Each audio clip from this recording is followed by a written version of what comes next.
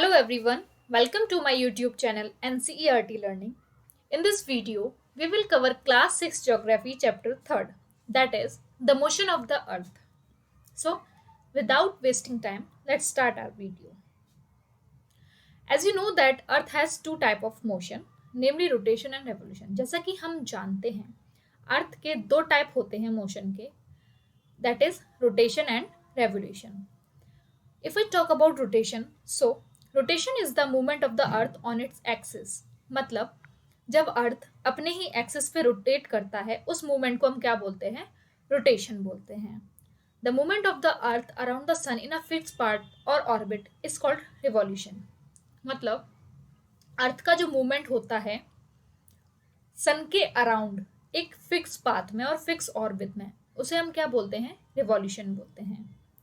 The axis of the earth which is an imaginary line, जो हमारी axis है अर्थ की एक इमेजनरी लाइन है, वो एक एंगल बनाती है 66 डिग्री का अपने ही ऑर्बिटल प्लेन पे. The plane form by orbit is known as orbital plane. मतलब ऑर्बिट पे जो भी प्लेन फॉर्म होता है उसको हम ऑर्बिटल प्लेन बोलते हैं. The earth receive light from the sun due to the spherical shape of the earth. Only half of it get light from the sun at a time. The portion facing the sun experience a day, while the other half away from the sun experience a night. मतलब as you can see in this picture, जो हमारा earth है उसका एक spherical shape है. उसके कारण क्या होता है कि जो एरिया सन के कांटेक्ट में आता है उस समय डे होता है अर्थ पे, और जो एरिया अर्थ सन को फेस नहीं करता है उस समय नाइट होती है अर्थ पे, as you can see in this picture. Right now come to the next thing. The circle that divide the day from night on the globe is called the circle of illumination. मतलब this line is the circle of illumination, जो कि अर्थ को day और night में divide करती है. उस circle को हम क्या कहते हैं? उस लाइन को हम सर्कल ऑफ इल्यूमिनेशन कहते हैं. The circle does not coincide with the axis, as you can see in this picture, right? The earth take about 24 hours to complete one rotation around its axis. The period of rotation is known as earth day. This is the daily motion of the earth. मतलब जब अर्थ अपने ही axis पे घूमती है तो उसको कितना time लगता है? उसको 24 आवर लगते हैं एक रोटेशन कंप्लीट करने में, और उस पीरियड को हम क्या बोलते हैं? अर्थ डे के नाम से उसे हम जानते हैं. ठीक है. Now what would happen if the earth did not rotate? This question is given in NCERT. So the answer is the portion of the earth facing the sun would always experience a day, thus bringing continuous warmth to the region. The other half would remain in the darkness and be a freezing cold all the time. So life would not have been possible in such extreme condition. मतलब कि जो area सन को face करेगा वहां पर हमेशा day रहेगा, जिसके कारण क्या होगा? वहां पे हीटनेस ज्यादा हो जाएगी, और जो एरिया डार्कनेस में रहेगा, जहाँ पे अंधेरा रहेगा, वहां पे क्या होगा? फ्रीजिंग हो जाएगी, मतलब ठंड हो जाएगी. तो इसके कारण क्या होगा कि जो हमारी लाइफ है इन सब एक्सट्रीम कंडीशन में क्या है? पॉसिबल नहीं है. All right. The second motion of the earth around the sun in a orbit is called revolution.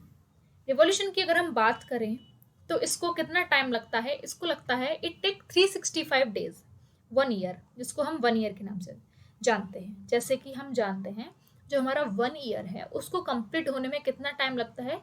365 days लगते हैं.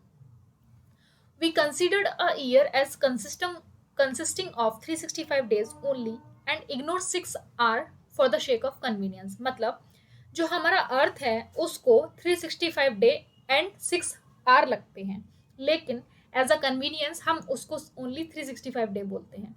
तो क्या होता है कि जो 6 आवर हैं वो सेव होते होते हर ईयर में 24 डेज बना लेते हैं over a span of 4 year. 4 साल के बाद जब ईयर आती है उस समय हम उसको उस ईयर में 24 आवर ऐड करते हैं, यानी एक डे और ऐड कर देते हैं. This surplus day is added to the month of February. मतलब जो हमारा फेब्रुअरी होता है वो 29 डेज का होता है instead of 28 days after 4 year. Such a year with 366 days is called leap year. यानी जो हमारा हर 4 साल के बाद जो ईयर आता है उसको हम लीप ईयर बोलते हैं, जो कि 366 डेज का होता है। और जो एक डे होता है हमारा सरप्लस डे, उसको हम कहाँ ऐड करते हैं? In the month of February. All right, it is clear that the earth is going around the sun is an elliptical path as you can see in this figure। ये हमें clear है कि जो हमारा earth है वो एक ही elliptical path में सन के अराउंड मूव करता है। Notice that throughout it orbit the earth is inclined in the same direction as you can see in this figure. जो हमारा अर्थ है एक ही सेम डायरेक्शन पे इंक्लाइन है। A year is usually divide into summer, winter, spring and autumn season. Season change due to the change in the position of the earth around the sun। मतलब जैसे जैसे अर्थ का position change होता है सन के around, वैसे वैसे क्या है? सीजन चेंज होते हैं, like summer, spring, winter, autumn, right. Now look at the figure 3.3। You will see that on 21st June the northern hemisphere is tilted towards the sun।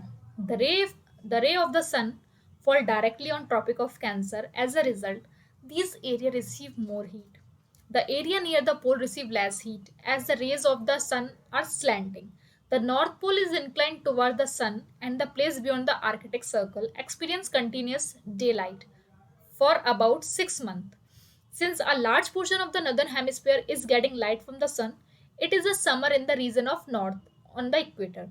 The longest day and the shortest night at this place occur on 21st June। At this time in the southern hemisphere, all these conditions are reversed। It is a winter season। The night are longer than days। The position of the earth is called summer solstice। मतलब क्या होता है?